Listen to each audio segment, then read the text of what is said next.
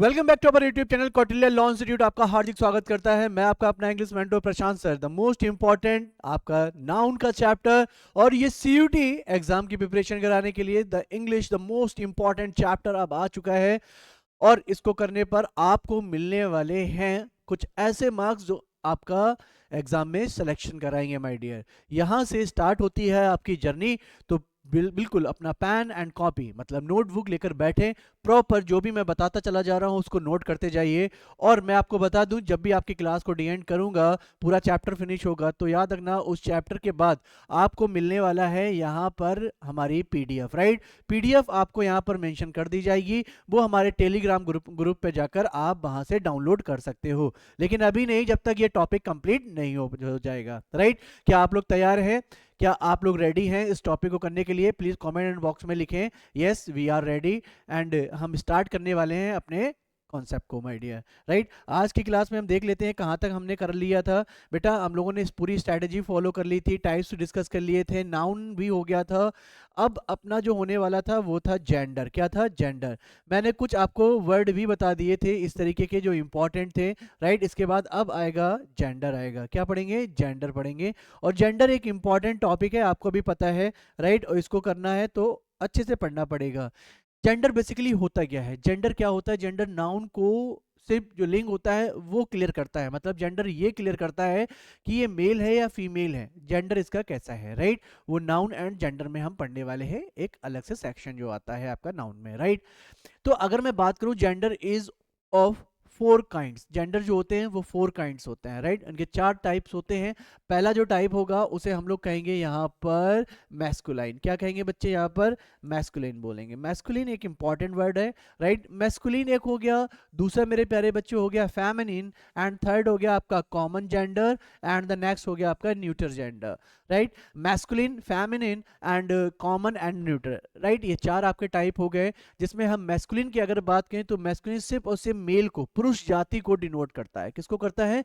पुरुष जाति को करता है, जिसमें सारे के सारे पुरुषों को नहीं, पुरुष जाति। जाति का मतलब हो गया वो एनिमल भी जो पुरुषों की तरह होगा। राइट, उसे हम लोग कहेंगे यहाँ पर मैस्कुलिन। ठीक है ना? थोड़ा सा समझ जाइए। अगर आपने चाइल्ड डेवलपमेंट पेडागोजी अगर पढ़ रखी है तो उसमें जेंडर को बहुत अच्छे से बताया गया। हमें इतना पढ़ने की जरूरत नहीं है, क्योंकि आप एकेडमिक बच्चे नहीं हो, आप कॉम्पिटिशन की प्रिपरेशन कर रहे हो। और कंपटीशन की प्रिपरेशन कर रहे हो तो आपको बस इतना जानना है कि क्वेश्चंस को अटेम्प्ट करना कैसे करना है और क्या आपका बेसिक रहेगा। राइट, तो मैस्कुलिन जब भी होगा तो वो मेल को डिनोट करेगा, पुरुष जाति को डिनोट करेगा। फॉर एग्जांपल जैसे मैंने कहा बॉय एक पुरुष ही होता है, मैन हो गया, ब्रदर हो गया और अंकल, ये सारे के सारे क्या हैं? मैस्कुलिन है। फेमिनिन की अगर बात करोगे तो यहाँ पर फीमेल को डिनोट करेगा। फीमेल का मतलब हो गया यहाँ पर गर्ल, वुमेन, सिस्टर और आंट। राइट, अब यहाँ पर एक वर्ड समझना। एक आंट वर्ड आप पढ़ रहे हो, आंट का मतलब होता है चाचा मामी, सॉरी चाचा नहीं, चाची मामी मौसी, ये सब आपके क्या होती हैं? आंट होते हैं। लेकिन कुछ बच्चे एक वर्ड यूज करते हैं आंटी। क्या यूज करते हैं? आंटी। बेटा ये आंटी वर्ड रॉन्ग हो, या फिर इस तरीके से भी बच्चे यूज कर ले जाते हैं आंटी। आंटी एक नॉन ग्रामेटिकल वर्ड है, इसको कभी भी हम स्पोकन में या फिर ग्रामर में यूज नहीं करते। राइट, तो याद रखना आंटी एक रॉन्ग वर्ड होता है, आंट एक वर्ड होता है, बिल्कुल ठीक है। राइट, एंड कॉमन जेंडर में हम डिनोट करते हैं मेल एंड फीमेल। ऐसे वर्ड जिससे हमें ये पता नहीं चलता है ये मेल है या फिर फीमेल है। जैसे कि मैंने कहा स्टूडेंट, स्टूडेंट एक मेल भी हो सकता है और फीमेल भी हो सकता है, इसलिए ये कॉमन जेंडर में आता है। टीचर भी एक मेल है और फीमेल है, कॉमन जेंडर हो गया। डॉक्टर भी हो गया, right, male female. And child भी हो गया, मेल एंड फीमेल। बेबी भी हो गया और इन्फेंट भी हो गया। या फिर हम टेलर की बात करें, प्रोफेसर की बात करें, या फिर हम लेक्चरर की बात करें, लेक्चरर, तो ये सारे के सारे आपके कॉमन जेंडर में ही आते हैं, जिनमें आपको, अब मैं बात करूं जो प्रोफेशन होते हैं प्रोफेशन, प्रोफेशन में भी आप जितने भी प्रोफेशन बनेंगे सारे के सारे आपके कॉमन जेंडर में आते हैं, denotes both male and female. Right, and the last important, fourth important gender, neuter gender. Neuter gender denotes neither male और फीमेल। मतलब ये कि अगर मैं बात करूं कि एक ऐसा जेंडर जो डिनोट करता है मेल एंड फीमेल बोथ, तो वो कॉमन जेंडर हो जाएगा। और एक ऐसा जो मेल एंड फीमेल दोनों को ना ही करे तो वो हो जाएगा आपका न्यूटर जेंडर। जैसे मैंने कहा गोल्ड, ना ही ये मेल है और ना ही ये फीमेल है, इसलिए इसको क्या बोला जाएगा? Neuter gender. राइस का मतलब चावल होता है, आप अच्छे से जानते हो, ना ही ये मेल है और ना ही एक फीमेल है। फ्लावर का मतलब होता है फूल, ना ही ये मेल ना ही फीमेल। राइट, ऐसे ही रिवर भी ना ही मेल ना ही फीमेल, इसलिए न्यूटर जेंडर में आएगी। करेक्ट? क्या क्लियर हो गया आपका यहाँ पर कॉन्सेप्ट? क्या कोई दिक्कत, कोई परेशानी नहीं ना? चलो नेक्स्ट लेकर चलते हैं। यहीं पर अगर मैं बात करूं फियोंसे, अब देख समझना, अब यहां से सम इर्रेगुलर जेंडर फॉर्म्स, अब समझना कुछ ऐसी फॉर्म जो एग्जाम ओरिएंटेड है मेरे प्यारे बच्चे, ठीक है ना। एग्जाम ओरिएंटेड का मतलब है कुछ ऐसे इलॉजिकल टाइप के पूछ लिए जाएंगे जिनका आपको मेल से फीमेल मतलब आपको मैस्कुलिन से फेमिनिन बनाना पड़ेगा। जैसे मैंने फियोंस, ठीक है ना, फियोंसे है, फियोंसे मतलब क्या होता है, मंगेतर होता है एक मेल मंगेतर, राइट। उसका अगर मैं एक मंगेतर जो एक फीमेल होगी उसे फियोंसी कहेंगे, राइट। जेंटलमैन एक मेल है, लेडी इसका आपका फीमेल बन जाएगा, ठीक है। जाइंट का जाइंटीज हो जाएगा, एंड गॉड का गॉडेस हो जाएगा, गवर्नर का आपका मैट्रॉन। अब गवर्नर का मतलब जानते ही हो, जो सरकार चलाता है, राइट। और वहीं पर जो सरकार चलाने वाली होती है उसे हम क्या कहते हैं, मैट्रॉन बोलते हैं। एडमिनिस्ट्रेटर एक ऐसा बंदा, एक ऐसा मेल जो एडमिनिस्ट्रेट करता है, राइट, उसे हम लोग कहते हैं एडमिनिस्ट्रेटर। और एक ऐसी लड़की, एक फीमेल जो मैस्कुलिन है, उसे हम एडमिनिस्ट्रेट्रिक्स कहेंगे। क्या कहेंगे, एडमिनिस्ट्रेट्रिक्स, राइट। ऑथर एक ऐसा मेल जो ऑथर है, राइट, जो कुछ ना कुछ राइटिंग कर रहा है, उसे हम ऑथर कहेंगे, ठीक है ना। वहीं पर एक ऑथरेस बनेगी जो कोई कविता वगैरह लिख रही है, राइट, उसे हम ऑथरेस कहेंगे। एंड द नेक्स्ट बैचलर बनेगा और स्पिंस्टर बनेगा, ब्रेव एंड स्क्वायर, राइट। तो ये आपके इंपॉर्टेंट क्या है, इर्रेगुलर जेंडर फॉर्म्स है माय डियर, इनको अच्छे से पढ़ लेना। नेक्स्ट आपका बनेगा ड्यूक, ड्यूक का मतलब डचेस हो जाएगा, एम्परर का एम्प्रेस हो जाएगा, सीजर का सिजराना हो जाएगा। अब ये जो वर्ड है आप पढ़ रहे हो सीजर, ये आपका फॉरेन वर्ड है। कैसे वर्ड है, फॉरेन वर्ड है, फॉरेन लैंग्वेज में ये यूज किए जाते हैं। जैसे सुल्तान का सुल्ताना होता है ना, सेम ऐसे सीजर का सिजराना वर्ड है, इंडियन वर्ड नहीं है ये। टेलर का टेलरेस हो जाएगा, टेलर मतलब जो स्टिचिंग वगैरह करता है बंदा, उसे टेलर कहा जाता है। वहीं पर एक कोई अगर लेडी है जो स्टिचिंग वगैरह कर रही है, सिलाई कर रही है, उसे हम टेलरेस कहेंगे, ठीक है। टेस्टेटर एक हो गया, टेस्टेट्रिक्स हो गया, अंकल हो गया, आंट हो गया, यूजर हो गया, यूजरेटिक हो गया, एंड वेटर एंड वेटरेस हो गया, ठीक है ना। वेटर तो आप अच्छे से जानते हो, वेटर उसको कहते हैं जो रेस्टोरेंट या होटल वगैरह में जो एक लड़का आता है और आपको सर्व करता है different type of dishes, right, dishes, ठीक है ना। तो डिशेज आपको करता है, लेकिन वहीं पर एक अगर लेडी भी आती है, आपने देखा होगा बहुत सारे फॉरेन कंट्री में जाइए या फिर इंडिया में जाइए, रेस्टोरेंट एंड होटल में आपको लड़की भी काम करते हुए मिलेगी, सर्व करते हुए मिलेगी, उसे हम लोग क्या कर सकते हैं, बैटरेस कहेंगे, राइट। वहीं पर नाउन एंड केस में आइए, जेंडर में बस इतना ही था, राइट, ज्यादा नहीं पढ़ना है हमें क्योंकि बहुत ज्यादा इतना इंपॉर्टेंट सेक्शन नहीं होता नाउन का।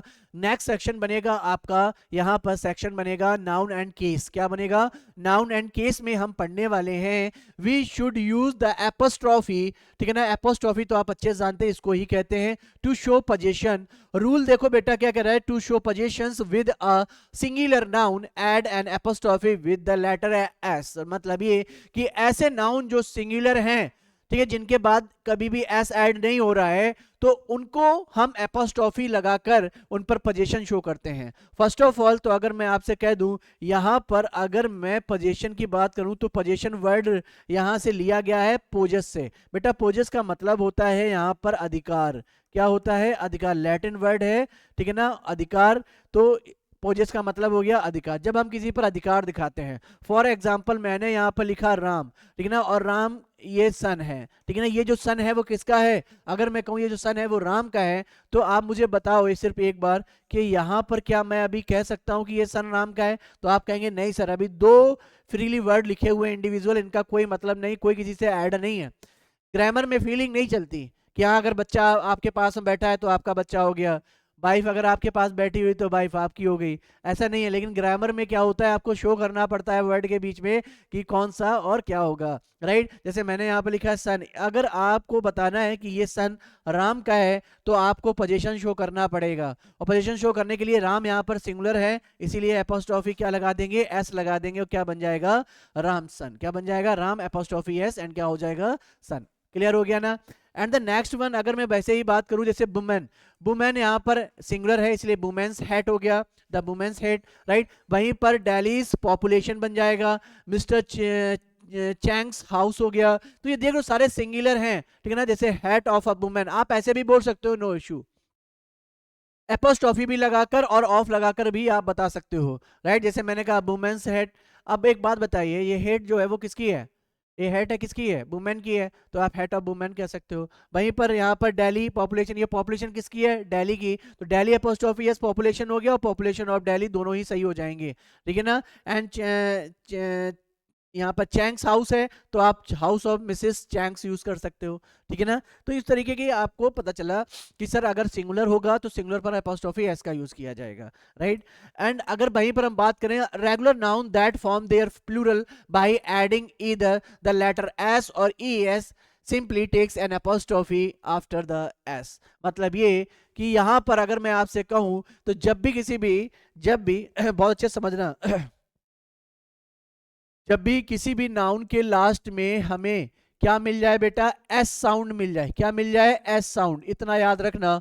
तो फिर हम ऑलवेज एपोस्ट्रोफी ऐड करते हैं, ठीक है ना। क्या ऐड करते हैं, एपोस्ट्रोफी ऐड करते हैं, इतना याद रखना, ठीक है। एस साउंड मिल जाता है, और अगर एस साउंड नहीं मिलता है तो एपोस्ट्रोफी एस ऐड करते हैं। फॉर एग्जांपल मैंने यहां पर लिखा राम, क्या लिखा, राम, और ये लिख दिया यहाँ पर पैन। ये जो पैन है वो राम का है, जैसे मैंने साउंड किया राम तो लास्ट में एम का साउंड मिल जाता है, और जब एम का साउंड मिला है तो फिर हमें यहाँ पर एपोस्ट्रोफी एस देना पड़ेगा, क्या हो जाएगा, रामसन। लेकिन जब मैंने यहाँ से कहा कि नाउन को रीड करते ही टाइम अगर डी एंड करते समय साउंड को एस का साउंड मिल जाता है तो हमें फिर एपोस्ट्रोफी एस लगाना होगा। फॉर एग्जांपल राम की जगह पर मैं ऐसा वर्ड लिख रहा हूं जिसके लास्ट में एस साउंड आ जाए, एस नहीं एस साउंड, जैसे मैंने कहा रमेश।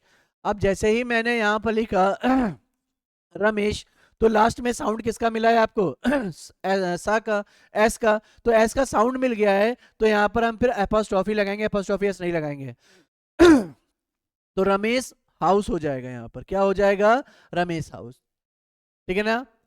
देन क्रिस्टल क्लियर हो गया ना। तो जब भी किसी वर्ड के लास्ट में एस साउंड मिलेगा तो हम एपोस्ट्रोफी यूज करेंगे, और जब भी किसी वर्ड के लास्ट में हमें एस साउंड नहीं मिलेगा तो हम एपोस्ट्रोफी एस का यूज करेंगे। डन, क्लियर हो गया ना समझना। जैसे मैंने कहा यहां पर गाइज, अब गाइज में आप देख रहे हो GU/S, आपको एस का साउंड एक मिनट रुकना,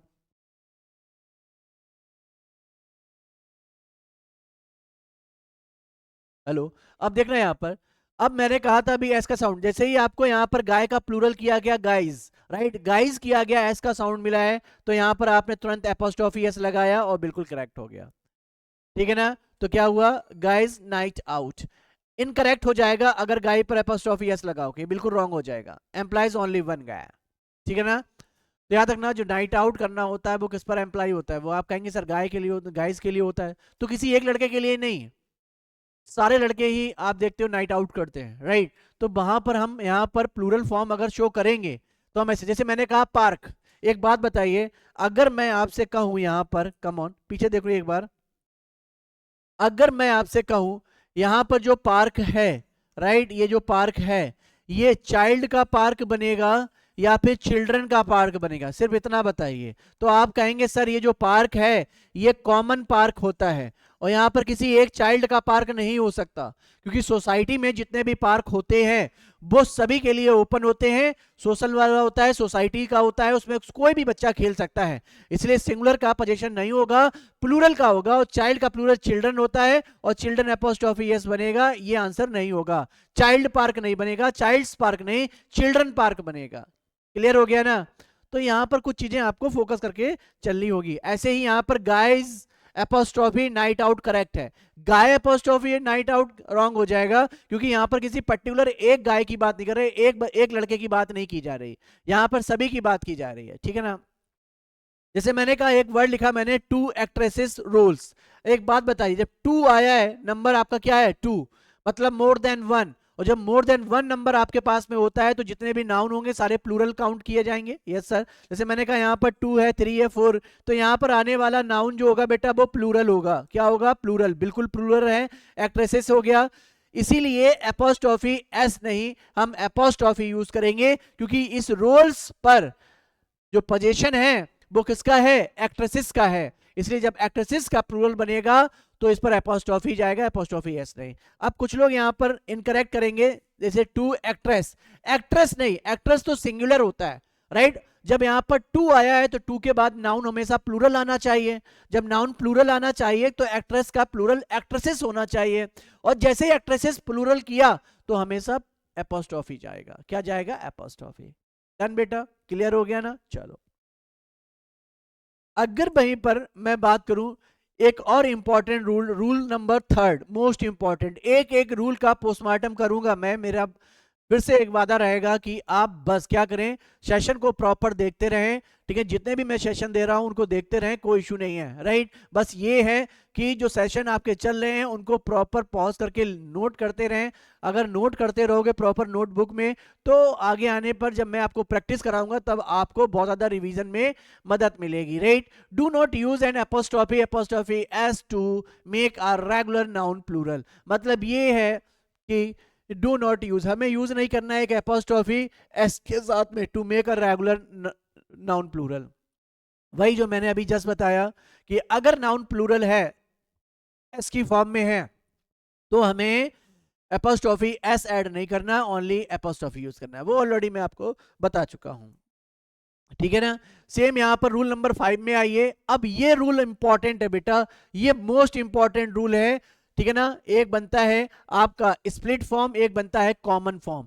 कॉमन फॉर्म और स्प्लिट फॉर्म में डिफरेंस समझना बहुत अच्छे से, ठीक है ना, वो इंपॉर्टेंट रहेगा, थोड़ा समझना यहां पर, ठीक है। एक मिनट,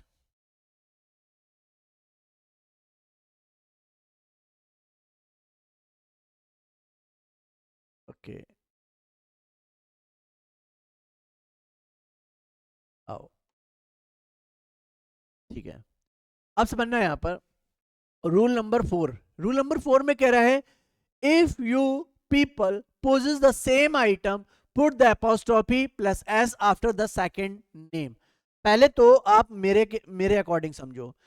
अगर मैं आपसे कहूं आपके पास में नाउन 1 प्लस नाउन 2 अगर आता है, नाउन 1 प्लस नाउन 2 अगर आता है, राइट, और इसके बाद जब किसी भी नाउन पर हमें क्या शो करना है, पोजीशन, अगर इन दोनों का सेम पोजीशन है तो इसे हम कॉमन पोजीशन कहते हैं मेरे प्यारे बच्चे।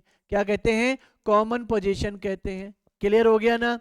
वहीं पर अगर मैं आपसे कहूं n1 प्लस n2, राइट, और n3, अगर मैं बात करूं कि n1 और n2 का पोजीशन n3 पर, ठीक है ना, n पर, नाउन पर अगर अलग अलग है, राइट, तो उसे हम स्प्लिट कहेंगे। क्या कहेंगे, स्प्लिट पोजीशन कहेंगे। सर थोड़ा सा समझना, रूल क्या कहता है कि दो या दो से ज्यादा का अधिकार किसी एक पर्टिकुलर चीज पर है तो उसे कॉमन पोजीशन कहा जाएगा, और कॉमन पोजीशन के अकॉर्डिंग जब हम पोजीशन शो करेंगे तो लास्ट पर हम एपोस्ट्रोफी एस लगाएंगे। जो भी हो, चाहे नाउन 1 हो, नाउन 2 हो, नाउन 3, कितने भी नाउन हैं, सिर्फ एक पर अधिकार है, सिर्फ एक ही चीज पर सभी का अधिकार है, तो वो कॉमन आपका पोजीशन कहलाता है, और सबसे लास्ट वाले नाउन पर एपोस्ट्रोफी एस का यूज किया जाता है। एंड द नेक्स्ट वन, अगर मैं कहूं कि अगर ग्रुप में 4 लोग हैं और चारों के पास अपना अलग अलग पोजीशन के लिए चीजें हैं, राइट, जैसे मैंने कहा मेरा मार्कर है, इससे 3 टीचर्स पढ़ाते हैं, 3 टीचर्स इस मार्कर से पढ़ाते हैं, तो इस पर कॉमन पोजीशन हो जाएगा, और जो भी नेम लास्ट में लिखा जाएगा ऊपर एपोस्ट्रोफी एस लगाकर और पोजीशन शो कर दिया जाएगा। लेकिन सभी को एक एक मार्कर दिया गया, मेरे पास भी एक मार्कर है, जीएस वाले सर के पास भी है, मैथ्स वाले सर के पास भी है, रीजनिंग वाले सर के पास भी है, अलग अलग है, तो सभी का अलग अलग पोजीशन शो करना पड़ेगा स्प्लिट में। तो इस पर पोजीशन सभी का अलग है, इसलिए हम स्प्लिट में एपोस्ट्रोफी एस दोनों में अलग अलग शो करेंगे। क्लियर है ना। चलो, वहीं पर यही बात की गई, अगर मैं कहूं राघव एंड कृष्णा, 2 बंदे हैं, राइट, उनका होम पर पोजीशन शो करा जा रहा है, इज कंस्ट्रक्टेड ऑफ रेडवुड। इसका मतलब है कि यहां पर राघव एंड कृष्णा का जो घर है वो कंस्ट्रक्ट किया जाएगा किससे, रेडवुड का। अब एक बात समझना बहुत अच्छे से, इस होम पर किसका पोजीशन है, क्या दोनों का है या अलग अलग है। तो आप कहेंगे सर यहां पर जो घर है वो दोनों का सेम है, 2 भाई हो सकते हैं, ठीक है ना, फैमिली के कोई भी 2 मेंबर हो सकते हैं जिनका इस होम पर पोजीशन सेम है, कॉमन है, इसलिए एपोस्ट्रोफी एस लास्ट में लगाया, सेंटेंस बिल्कुल करेक्ट है आपका, ठीक है ना। ये देखो, ये प्रैक्टिस तो मैं बाद में कराऊंगा ना, जब आपको मैं बताऊंगा कि कैसे आपको पहचानना है। अभी सिर्फ रूल सीखिए कि जब भी हम किसी एक चीज पर बहुत ज्यादा नाउन्स का पोजीशन शो करने की कोशिश करते हैं तो लास्ट पर हम एपोस्ट्रोफी एस लगाकर और कॉमन पोजीशन शो कर देते हैं। जैसे ही मैंने राघव एंड कृष्णा, कृष्णा के ऊपर लास्ट में पोजीशन लगाया, इसका मतलब है कि इस होम पर दोनों का पोजीशन हो गया। In cases of separate rather than joint position, use the possessive form for both. इसका मतलब ये है कि अगर मैं कहूं कि होम पर दोनों का अलग अलग पोजीशन है, तो आपने क्या किया, राघव एपोस्ट्रोफी एस दोनों का अलग दिखा दीजिए, कितने भी नाउन हो, यहां पर रमेश महेश और बढ़ा दीजिए, सभी पर आपको अलग पोजीशन शो करना होगा। तो Raghav apostrophe S, Krishna apostrophe S, और इसको प्लूरल कर दिया, क्या हो गया यहां पर, होम्स। तो Raghav and Krishna's homes are both lovely, right, मतलब they don't own the home jointly, इनका जो जो इनका घर है, इनके ये घर ज्वाइंट नहीं है, मतलब सेम पोजीशन नहीं है। क्लियर हो गया ना। चलिए नेक्स्ट अगर मैं बात करूं बच्चे एक इंपॉर्टेंट और, तो यहां पर बनता है rule number 6, the most important compound word. Compound word का मतलब होता है जब हम दो या दो से अधिक वर्ड को मिलाकर एक मीनिंगफुल वर्ड की बात करें। जैसे मैं अगर आपसे एक बात कर दूं, मैंने यहां पर लिखा फादर, क्या लिखा बच्चे, यहां पर फादर लिख दिया, क्या लिख दिया बच्चे, फादर लिखा, और फादर एक अपने आप में एक इंडिविजुअल वर्ड है, सेपरेट वर्ड है, जिसका मीन्स पिता होता है, राइट। वहीं पर मैंने एक प्रेपोजिशन लगा दी इन, और एक नाउन लगा दिया मैंने लॉ, क्या लगा दिया, लॉ। तो फादर इन लॉ, ठीक है, इसका मतलब क्या होता है, आपके हम सफर, आपके लाइफ पार्टनर का फादर, जो पिता होगा उसे हम फादर इन लॉ कहेंगे, राइट। जैसे कि आपकी शादी, अगर आप एक लड़के हो, आपकी शादी एक लड़की से होगी, तो वो लड़की का जो फादर होगा वो आपके लिए क्या होगा, ससुर, मतलब जिसे हम कहेंगे फादर इन लॉ। अब एक बात बताइए, इसमें एक वर्ड ये है, ठीक है ना, इन आपका सेकंड वर्ड है और लॉ आपका थर्ड वर्ड है, इन तीनों वर्ड को मिलाकर एक मीनिंगफुल वर्ड की फॉर्मेशन हुई है, जिसे हम कंपाउंड वर्ड कहेंगे, फादर इन लॉ। तीन वर्ड से मिलकर एक वर्ड की फॉर्मेशन हुई, जिसे हम कहेंगे कंपाउंड वर्ड। क्या कहेंगे बच्चे, कंपाउंड वर्ड। क्लियर हो गया ना। तो कंपाउंड वर्ड, अगर मैं फादर का प्लूरल अगर करवाता तो आप कहते फादर्स हो गया, ठीक है ना, लॉ की प्लूरल कराऊं तो आप कहेंगे लॉज हो गया। लेकिन वहीं पर अगर मैं फादर इन लॉ का प्लूरल करवाऊं, आप फादर का प्लूरल कर सकते हो, आप लॉ का प्लूरल कर सकते हो, अगर सेपरेट वर्ड आते हैं। अगर आपसे फादर इन लॉ का प्लूरल कराया जाए, एपोस्ट्रोफी एस लगाया जाए, तो कहां लगाओगे एपोस्ट्रोफी एस और कहां करोगे प्लूरल, राइट। ये इंपॉर्टेंट आपका क्वेश्चन बनता है। अब समझना, कंपाउंड वर्ड जो मैंने अभी जस्ट आपको बताया वो समझना, क्या कह रहे हैं, when you have a compound word add apostrophe s to the end of the compound, मतलब ये है जब भी हम पोजीशन कंपाउंड नाउन पर दिखाएंगे तो लास्ट में यूज करेंगे। कहां यूज करेंगे, लास्ट में। मेरे प्यारे बच्चे समझना, यहां पर अगर मैं यहां पर लिख दूं सिस्टर, क्या लिख दूं बच्चे, यहां पर सिस्टर, और फिर मैंने यहां लिखा इन एंड लिखा मैंने यहां पर लॉ, सिस्टर इन लॉ लिख दिया। अब सिस्टर इन लॉ की ये जो साड़ी है, राइट, जिसे आप साड़ी भी कहते हो, इंग्लिश में साड़ी कहते हैं, SAREE साड़ी। अब ये साड़ी सिस्टर इन लॉ की है। अभी तो सेपरेट इंडिविजुअल अलग अलग वर्ड लिखे हुए हैं, अभी ये साड़ी किसकी है, आई डोंट नो कि ये किसकी है, राइट, वी डोंट नो कि किसकी है। तो हमें क्या करना है, इस पर पोजीशन शो करना है। पोजीशन शो करेंगे तो कहां एपोस्ट्रोफी एस लगाएगा, क्या सिस्टर पर लगेगा, इन पर लगेगा, लॉ पर। तो याद रखना एंड ऑफ द वर्ड हमेशा लगाना पड़ता है। कहां लगाना पड़ता है, एंड ऑफ द वर्ड। तो मेरे प्यारे बच्चे इतना याद रखना है आपको, एंड ऑफ द वर्ड आपको यूज करना पड़ेगा, राइट। क्या, एपोस्ट्रोफी एस या फिर एपोस्ट्रोफी, डिपेंड करेगा कि आपने कौन सा साउंड लिया है, ठीक है ना, कौन सा साउंड लिया है। तो या तो एपोस्ट्रोफी या एपोस्ट्रोफी एस यूज करेंगे, डन। अब समझना, थोड़ा चलते हैं यहां पर, समझना, जैसे मैंने कहा यहां पर सेल्समैन हेयर वॉज ब्राउन। अब यहां पर सेल्समैन, सेल्स अपने आप में एक वर्ड हो गया, एंड मैन, यहां पर दो वर्ड से मिलाकर एक कंपाउंड वर्ड की फॉर्मेशन हुई है, सेल्समैन। और सेल्समैन में एपोस्ट्रोफी एस ही जाएगा लास्ट में, और हेयर हो गया वॉज ब्राउन, बिल्कुल ठीक है। नेक्स्ट कह रहा है her sister in law mother, ये मदर किसकी है, सिस्टर इन लॉ, मतलब तीन वर्ड है, सिस्टर है, इन है, लॉ है, तो एक कंपाउंड वर्ड की फॉर्मेशन हुई है। और कंपाउंड वर्ड जब भी बनेगा तो एपोस्ट्रोफी एस लगेगा, लास्ट में लगेगा, बिल्कुल ठीक है, नो इश्यू। वहीं पे कह रहा है the copy editors marks were indicative of a need for rewriting. अब देखो, कॉपी एडिटर, कॉपी अपने आप में एक वर्ड हुआ, एडिटर अपने आप में सेकंड वर्ड हुआ, और दो वर्ड मिलाकर एक मीनिंगफुल वर्ड की फॉर्मेशन हुई, जिसे कहेंगे कॉपी एडिटर। और कॉपी एडिटर के जो मार्क्स हैं, यहां पर पोजीशन शो करेगा, तो end of the word use किया जाएगा एपोस्ट्रोफी एस। सेंटेंस 100% आपका क्या है, करेक्ट है। बोलो क्लियर, समझ में आ गया, डन है। चलो यहां पर भी चीजें कंपाउंड वर्ड की क्लियर हो गई। नेक्स्ट अगर मैं बात करूंगा प्यारे बच्चे, यहां पर सेवेंथ और इंपॉर्टेंट एक और कॉन्सेप्ट बनेगा, अमाउंट ऑफ टाइम। क्या टाइम पर हम पोजेशन लगा सकते हैं? बिल्कुल। अमाउंट ऑफ टाइम और money are sometimes used as possessive adjectives that requires apostrophes. मतलब ये है कि कुछ टाइम और मनी का कुछ अमाउंट होगा, आपके पास दिया जाएगा, कुछ संख्या दी जाएगी, कुछ आपके पास में रुपए पैसे मतलब मनी दी जाएगी, राइट? तो हमें उन पर एपोस्ट्रोफी एस दिखाने के लिए हमें क्या करना होगा? उनका अधिकार, जैसे मैंने कहा 3 days लीव।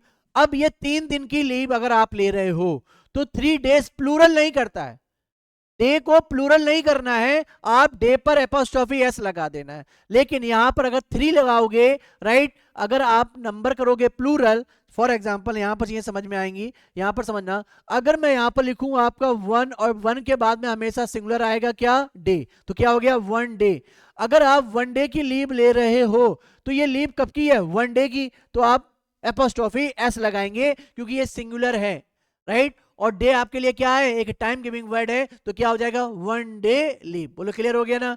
वहीं पर अगर मैं आपके लिए यहां पर 10 डे लिखूं, क्या लिखूं? 10 डे। तो 10 डे के बाद में आपको डेज लिखना पड़ेगा, 10 डेज हो गया। और यहां पर एक और वर्ड हो गया आपका लीव। तो 10 डेज के ऊपर हमें अपोस्ट्रोफी ही यूज करना है। क्या यूज करना है? अपोस्ट्रोफी। क्लियर हो गया ना? तो यहां पर डे आपका क्या है? टाइम है। सेम ऐसे ही अगर मनी भी हो तब भी हम एपोस्ट्रोफी एस का यूज करते हैं। तो क्या हुआ? 3 days, यहां पर आपने कोई एपोस्ट्रोफी एस का यूज नहीं किया, रॉन्ग हो गया। यहां पर ये करेक्ट हुआ। यहीं पे कह रहा है माई 2 सेंट्स। सेंट्स का मतलब आप जानते ही हो क्या होते हैं? आपके कॉइन्स होते हैं, आपकी एक करेंसी है अदर स्टेट की। माई 2 सेंट्स वर्थ। अब ये वर्थ किसकी है? सेंट्स की है। तो यहां पर प्लूरल करना ही पड़ेगा क्योंकि यहां पर 2 प्लूरल है, इसीलिए सेंट्स कर दिया, एपोस्ट्रोफी लगाना पड़ेगा। तो ये रॉन्ग है और ये दो आपके क्या हुए? करेक्ट। तो किसी टाइम और किसी मनी का प्लूरल नहीं, पोजीशन शो करने के लिए एपोस्ट्रोफी और एपोस्ट्रोफी एस का यूज किया जाएगा। ठीक है, चलो। अब यहां पर आइए कुछ इंपॉर्टेंट क्वेश्चंस, जैसे मैं अभी आपसे कहूं, जैसे honesty is the best policy. अब मुझे आप बताइए जो ऑनेस्टी है, ठीक है ना, ये कौन सा नाउन है? Common noun, collective noun, proper, abstract? अच्छा, ये किसी का पर्टिकुलर नेम हो सकता है? नहीं नहीं, मेरे अंदर रोहन टाइप की, मेरे अंदर प्रशांत टाइप की ऑनेस्टी है, बिल्कुल नहीं। यहां पर स्पेसिफिक तो कर ही सकते हैं। ऑनेस्टी क्या आपका कॉमन है? बिल्कुल नहीं सर, टच में तो है ही नहीं, नॉन टच होना चाहिए, कॉमन हटा दीजिए। कलेक्टिव, सर कलेक्शन तो हो ही नहीं सकता। ये क्या है? ऑनेस्टी एक क्या है आपका? फीलिंग वर्ड है, ईमानदारी जिसे कहेंगे, राइट? ऑनेस्ट इसे एडजेक्टिव मतलब क्या बनेगा? क्वालिटी वर्ड है। और ये जब आपका ऑनेस्टी एक क्वालिटी वर्ड बनेगा तो ये बन गया आपका बेटा क्या? Abstract noun. क्योंकि आपने कहा ऑनेस्ट, यू आर ऑनेस्ट, और जब आप ऑनेस्ट हो तो ऑनेस्ट से बनेगा ऑनेस्टी। तो ऑनेस्टी आपके लिए क्या बन जाएगा बेटा? Abstract noun. Solomon was famous for his wisdom. अब सोलोमन है वो अपनी विजडम के लिए बहुत ज्यादा क्या है? फेमस है। तो कॉमन बनेगा या कलेक्टिव? आप कहेंगे सर सोलोमन कोई कॉमन नाम तो है नहीं, राइट? कलेक्टिव है नहीं, किसी बंदे का नाम है क्योंकि वो फेमस है अपनी बुद्धिमानी के लिए, इतना बुद्धिमान है कि इसलिए वो बहुत ज्यादा फेमस है। और पर्टिकुलर नेम बनेगा माय डियर तो एब्स्ट्रैक्ट तो बनेगा ही नहीं। कोई बंदा कभी फीलिंग या क्वालिटी वर्ड में नहीं आता, इसलिए प्रॉपर नेम बनेगा। क्या बनेगा? प्रॉपर। क्लियर हो गया ना? कोई दिक्कत? नो। चलो, ये सारे के सारे, सॉरी कुछ यहाँ पे गड़बड़ हो गया है, रुक जाइए मैं लिख देता हूँ यहाँ पर। जेम्स इज, ब्लैक कलर हो गया यहाँ पर, ठीक है ना, ब्राइट स्टूडेंट। वहीं पर यहाँ पर भी कह रहा है wisdom is better than riches. अब आपको बताना है ये जितने भी रेड कलर के वर्ड हैं कौन सा नाउन है। जैसे मैंने कहा कमिटी, आपको तो पता है ग्रुप ऑफ मेंबर्स कमिटी कहलाता है, ग्रुप है तो क्या बनेगा आपका? कलेक्टिव नाउन बनेगा। देन वहीं पर मैंने कहा स्टूडेंट क्या है? जेम्स। जेम्स तो एक पर्टिकुलर नेम है, लेकिन वो किससे सेलेक्ट किया गया, किससे लिया गया है? स्टूडेंट से। स्टूडेंट तो सारे के सारे कॉमन ही होते हैं, तो कॉमन वर्ड बन गया। Wisdom is better than riches. Riches कौन है? अब आप बताइए। रिचेस जिन जो पैसे वाले होते हैं, जिनके पास बहुत ज्यादा पैसा होता है, और जो पैसा है वो एक कॉमन ही वर्ड बन गया ना। कॉमन वर्ड बनेगा तो क्या बनेगा? कॉमन। ठीक है, बाकी ये दोनों के दोनों क्वेश्चंस आप मुझे बताएंगे। मिलेंगे कल ठीक है ना। और इसी टाइम पर तो थैंक यू वेरी मच। कैसा लगा आपको ये सेशन? जेंडर भी आपने पढ़ लिया, नंबर भी पढ़ लिया, एपोस्ट्रोफी पोजीशन भी पढ़ लिया। तो ये छोटी छोटी क्लासेस हैं जो हम आपको देते चले जा रहे हैं। डोंट वरी, हर क्लास को आप बहुत तेज़ी से देख लेना है, आपको प्रॉपर नोट्स बनाते हुए चलना है। पीडीएफ मैं आपके ग्रुप में, टेलीग्राम ग्रुप में आपको शेयर कर दूंगा, तो डोंट वरी। मिलते हैं आपकी नई क्लास में, तब तक के लिए bye bye, tata, take care, अपना ख्याल रखें, मस्त रहें।